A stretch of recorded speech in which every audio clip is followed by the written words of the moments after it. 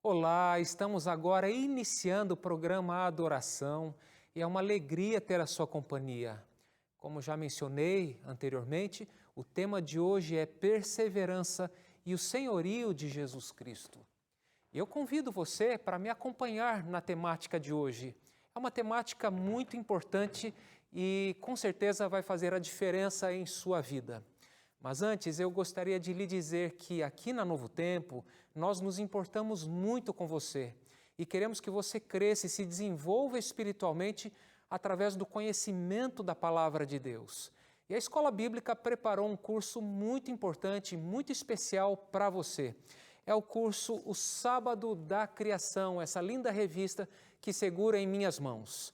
Você pode entrar em contato conosco através do WhatsApp 12 98244 4449 ou através do site novotempo.com/escola bíblica. Pastor Fred, do que se trata essa revista? Aqui você vai aprender a respeito da aliança da criação, do grande amor que Deus tem por você e do plano que Ele tem para a sua vida para resolver o problema do pecado, para que aquela relação que Deus tinha com o ser humano antes do pecado possa ser restabelecida. Entre em contato conosco e teremos a alegria de enviar este curso inteiramente grátis para você. Como eu mencionei, o tema de hoje é perseverança e o senhorio de Jesus Cristo. Nós vamos agora para um breve intervalo, mas são só 30 segundos e nós já voltamos.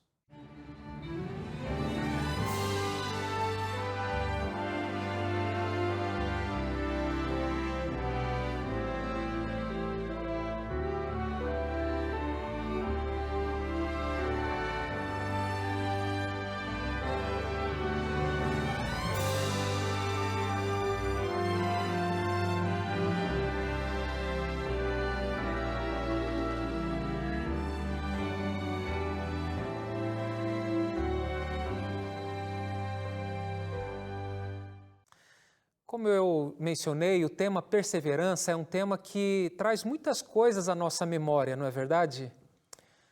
Por exemplo, toda virada de ano, eu ouço pessoas dizerem, olha, este ano eu vou entrar numa dieta, vou me matricular numa academia, e tem pessoas que pagam a academia para o ano inteiro, e logo em seguida elas se desmotivam.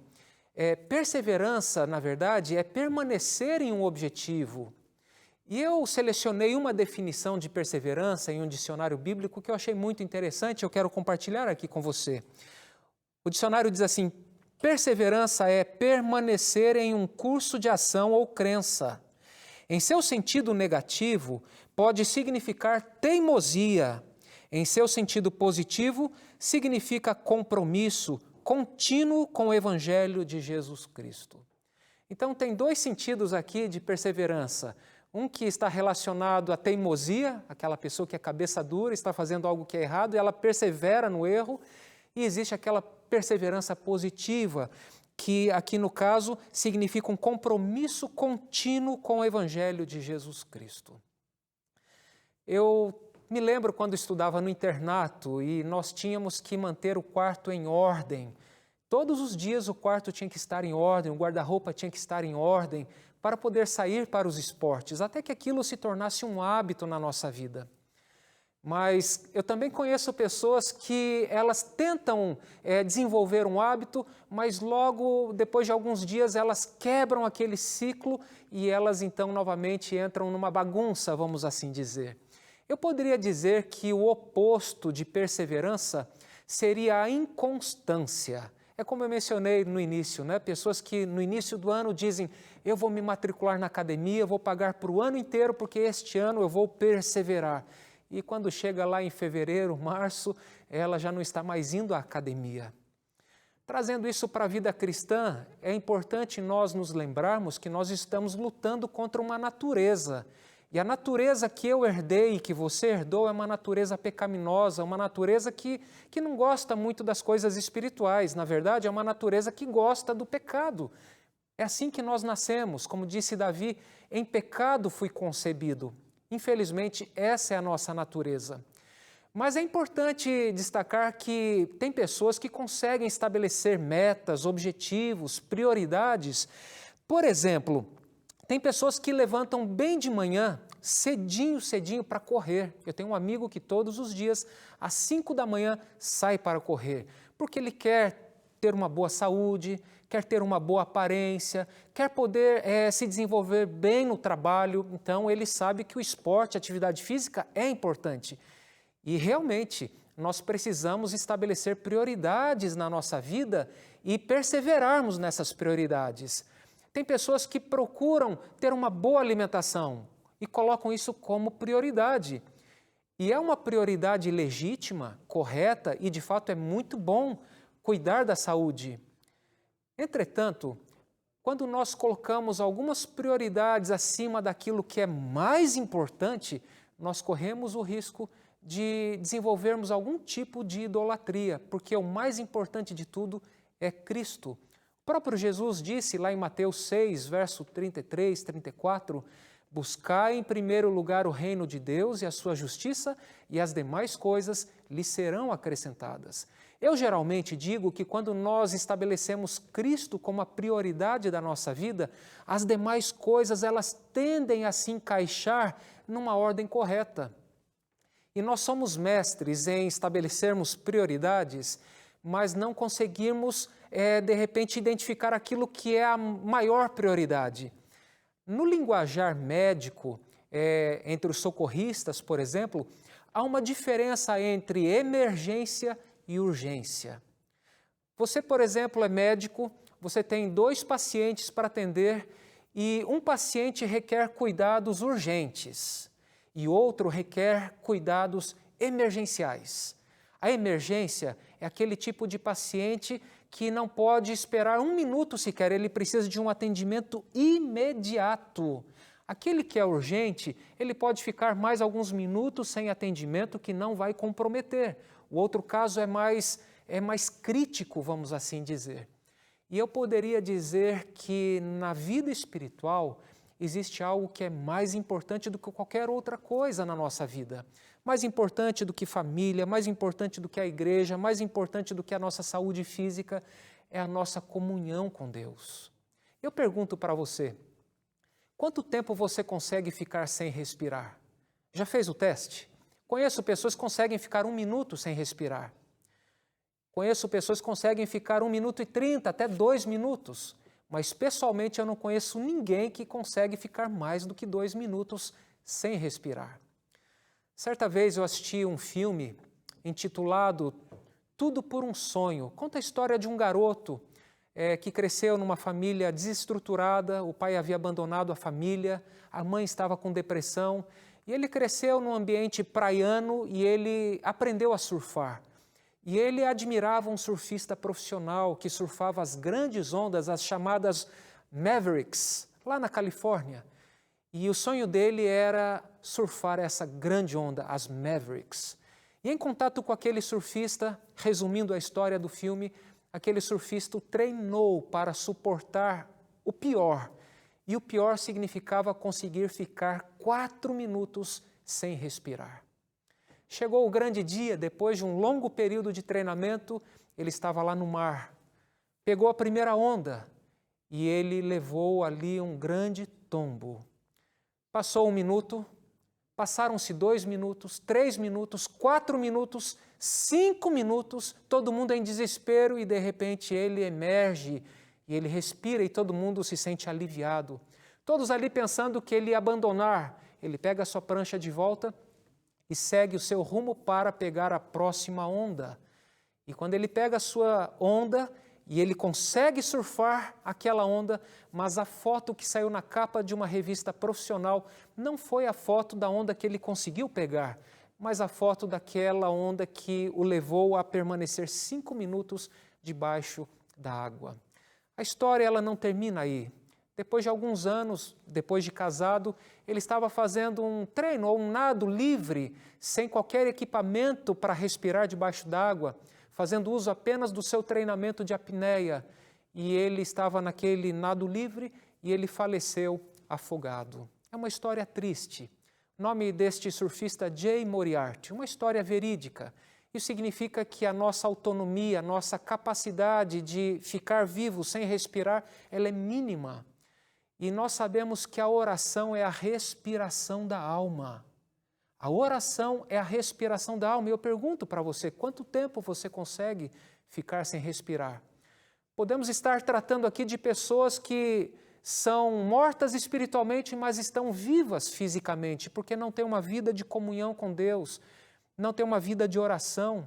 E eu convido você para ler o texto bíblico que está aqui no livro de Colossenses, capítulo 2, a partir do versículo 6.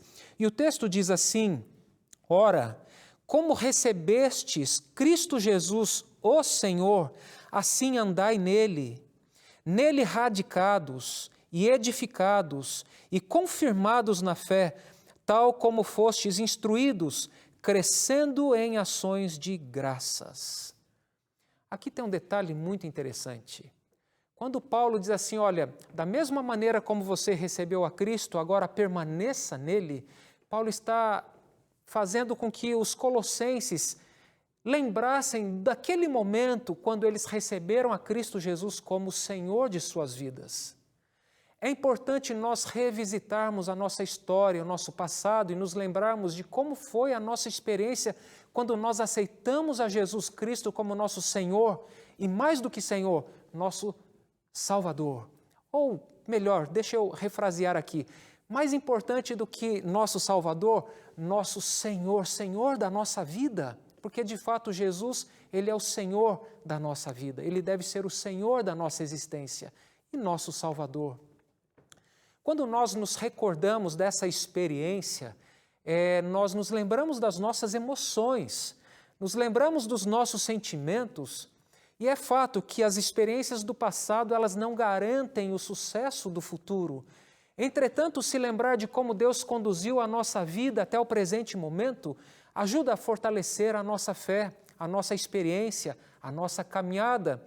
E essa lembrança daquele momento quando recebemos a Cristo como Salvador e Senhor de nossas vidas, deve agora nortear o resto da nossa experiência de caminhada com Jesus Cristo. E é por isso que Paulo diz aqui, assim andai nele. O que significa andar em Cristo Jesus? Sabe, eu escolhi aqui um pensamento muito interessante porque esse texto está tratando de crescimento contínuo. E este comentário bíblico diz o seguinte: quando paramos de seguir em frente, paramos. Quando paramos, podemos cair. Ou seja, quando deixamos de crescer na experiência da graça, nós ficamos estacionados. E quando estacionamos, podemos cair e nos machucar. Agora, recebemos Cristo Jesus como Senhor. Agora devemos continuar a viver com Ele como nosso Senhor. Viver significa literalmente caminhar.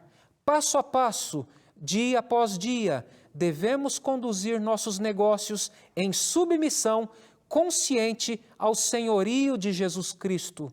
A vida é uma jornada e não se espera que a façamos com pressa. Devemos apenas fazer um progresso constante. Eu quero voltar aqui ao pensamento de quando nós recebemos a Cristo Jesus, o Senhor. É interessante que Paulo aqui, ele coloca essa frase na seguinte ordem: Cristo Jesus, o Senhor. É possível que os colossenses estivessem sofrendo ali algum tipo de influência, uma influência destruidora, que os levasse a ponto de rejeitar o Senhor, Jesus, e estabelecer outros senhores em suas vidas. Sabe, isso é muito sutil. Na nossa vida particular, na nossa caminhada, infelizmente, fazemos concessões muito sutis. Eu geralmente pergunto para alguém que quer fazer uma análise da sua vida espiritual, e eu pergunto: quanto tempo você gasta com Deus e quanto tempo você gasta com outras coisas? Infelizmente, eu digo infelizmente porque esse dispositivo podia ser uma grande bênção em nossa vida. E de fato, quando bem usado, ele é uma bênção.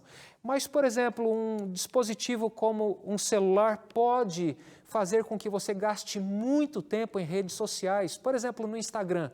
Você está passando ali, passando e nunca chega ao fim. Ou seja, ele quer a sua atenção. E nesse mundo de tantas vozes querendo a sua atenção, Deus ele nunca vai invadir a sua privacidade, mas Deus ele sempre vai convidar você para um relacionamento, para uma comunhão, para uma amizade mais profunda. Então, quando Paulo diz assim, olha, lembrem-se de quando vocês receberam a Cristo Jesus, o Senhor, é porque certamente os colossenses estavam criando outros senhores em suas vidas e só Jesus poderia ser, de fato, o Senhor da vida deles. E por isso aqui Paulo diz, andai nele, e o verso 7, nele radicados e edificados e confirmados na fé, tal como fostes instruídos, crescendo em ações de graças. Então, nós somos instruídos e devemos continuar crescendo, e esse crescimento, ele deve ser contínuo. Prosseguindo aqui na nossa temática, o texto no verso 8 diz assim, cuidado, que ninguém vos venha enredar com sua filosofia e vãs sutilezas, conforme a tradição dos homens, conforme os rudimentos do mundo, e não segundo Cristo. Este texto também ele é interessante porque demonstra que, de fato, os colossenses estavam sendo persuadidos por uma filosofia contrária aos princípios e ensinamentos da palavra de Deus. E, infelizmente, queridos, nós vivemos num mundo onde sofremos uma enxurrada de influências, seja através das mídias sociais, da internet, da televisão, da rádio, da moda, do estilo de vida de tantas pessoas que podemos admirar. Nós vivemos num mundo caído, num mundo de pecado, e todos nós estamos sujeitos a sermos influenciados por coisas ruins. Infelizmente, isso é uma realidade. Nós fomos chamados por Cristo para sermos sal, para sermos uma influência positiva neste mundo, mas podemos, na verdade, infelizmente, sofrer influências negativas como os colossenses estavam enfrentando. E ali, então, Paulo os encoraja a se fortalecerem em Cristo. E sabe, há aqui um antídoto contra ser enredado por vãs filosofias. Por exemplo, a filosofia ameaçou afastar os colossenses da verdade.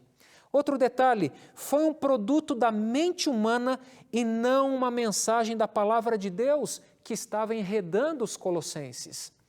E um outro detalhe aqui que eu quero destacar é que a palavra enredar, ela tem um significado de assumir o controle, levar cativo ou sequestrar, levar como espólio ou saquear. Em outras palavras, significa ser levado da verdade para o cativeiro do erro e da mentira. Os colossenses estavam enfrentando aqui um problema sério de serem influenciados por vãs filosofias, e essas vãs filosofias tendiam a diminuir a Cristo Jesus, considerando Jesus como um Deus menor ou como um ser criado. E aí Paulo vai rebater essas ideias dizendo que Cristo é divino. Na verdade, Ele é o Criador de todas as coisas. E quando lemos, por exemplo, Colossenses 1, verso 16, diz que Cristo é o Criador de todas as coisas. Por meio dele foram criadas todas as coisas. Por Ele e para Ele. Então, Cristo é o cabeça.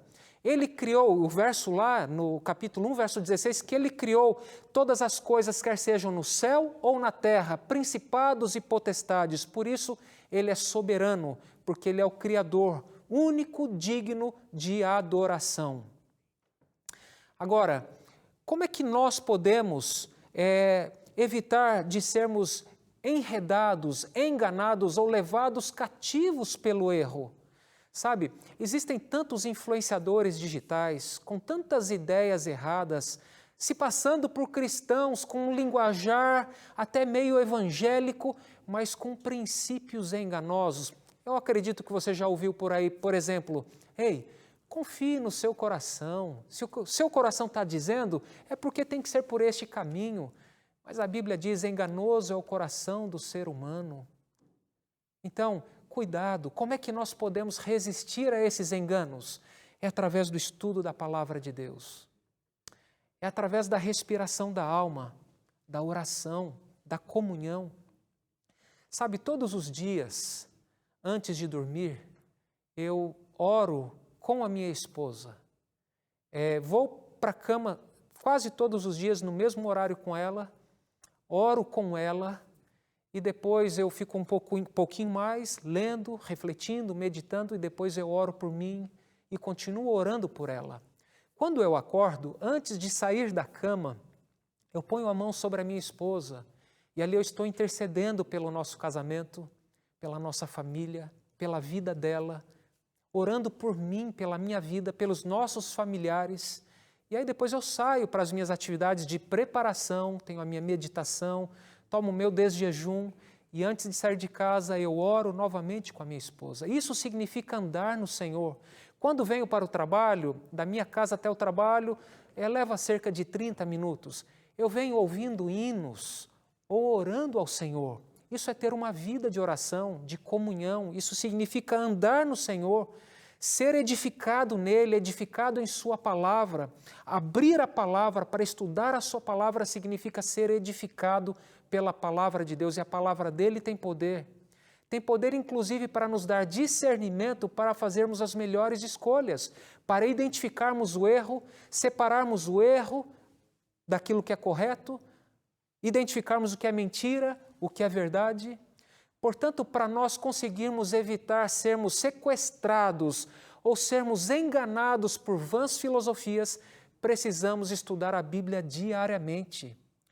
Pode ser que eu esteja falando hoje, neste momento, para cristãos nominais, que apenas são cristãos nominais, vivem como cristãos nominais, mas não têm uma experiência com Cristo. Isso é muito triste. Deus quer que você tenha uma experiência com Ele. Deus tem planos maravilhosos para a sua vida. Mas o texto bíblico continua. O texto bíblico, ele vai falar aqui no verso 9, porquanto nele, em Cristo, habita corporalmente toda a plenitude da divindade. Sabe, rebatendo aqueles conceitos errôneos a respeito da divindade de Cristo, Paulo está dizendo para eles que Cristo é pleno, que em Cristo reside a plenitude da divindade, que Cristo é Deus. Em outras palavras, a mensagem de Paulo aqui é: não se deixem sequestrar por um engano vazio baseado em ideias humanas e seres espirituais derrotados. Porque, como eu mencionei lá no capítulo 1, verso 16, Cristo é o Criador de tudo que há no céu ou na terra, principados e potestades. E aqui há uma evidência de que esses principados e potestades foram derrotados por Cristo, porque Cristo é o cabeça, Cristo é soberano, Cristo é o Criador.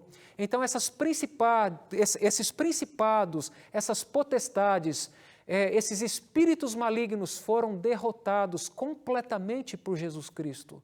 Por isso nós devemos nos lembrar de que somente Cristo deve ser o Senhor da nossa existência. E eu pergunto para você, você se lembra do dia em que você aceitou a Jesus como seu Salvador e como seu Senhor?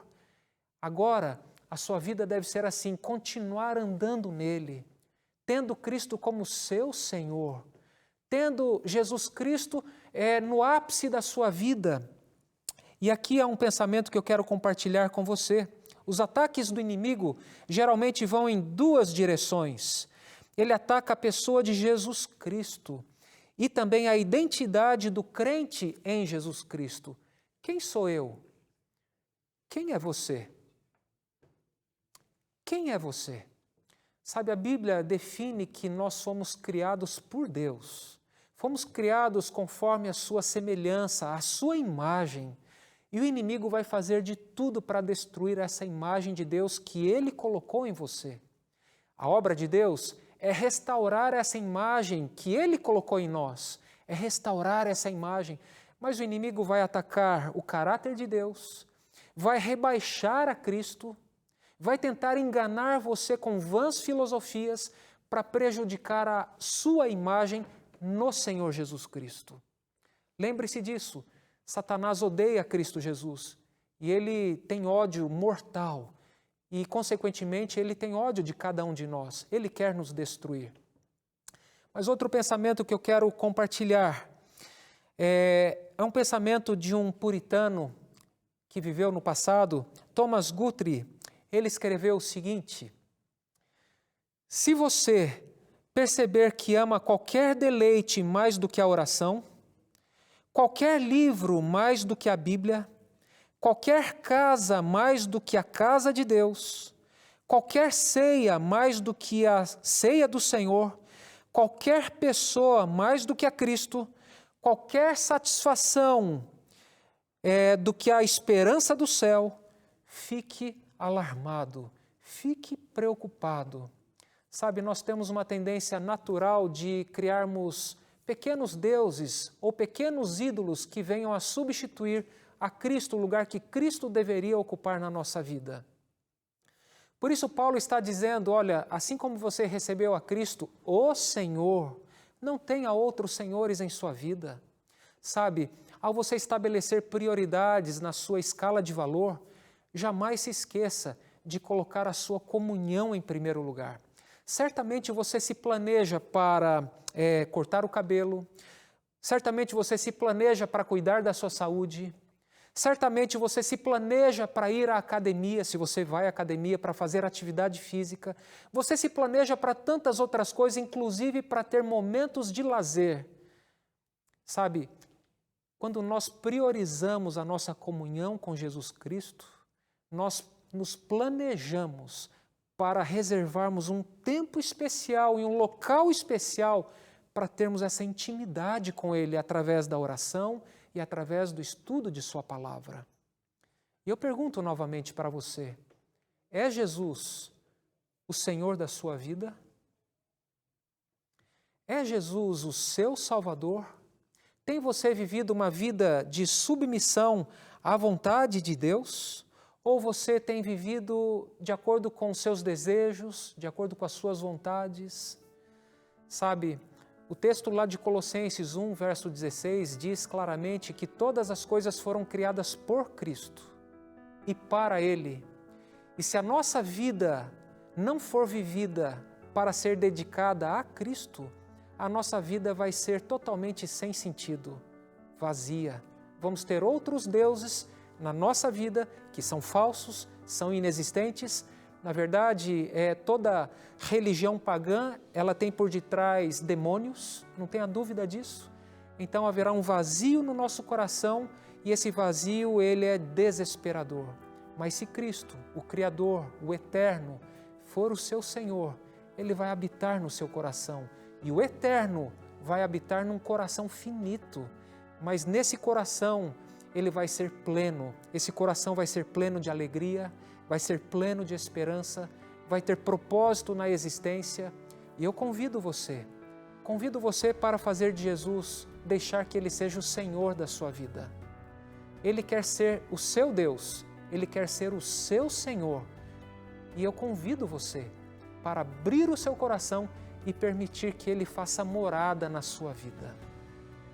Você gostaria de aceitar a Jesus como seu Salvador? Você gostaria de aceitar e viver uma vida em submissão, reconhecendo o senhorio de Jesus Cristo na sua existência? Se este é o seu desejo, eu convido você para orar comigo. Eterno Deus, Pai de amor, muito obrigado pela exposição da Tua palavra. Nós sabemos que o Senhor deseja ter um relacionamento conosco e nós também queremos nos relacionar contigo. Pedimos, Pai, que o Senhor nos aceite. Fazemos neste momento a entrega da nossa vida, a entrega do nosso coração a Ti. Transforma-nos, Pai. Dá-nos a alegria da salvação. Nós te pedimos, em nome de Jesus. Amém.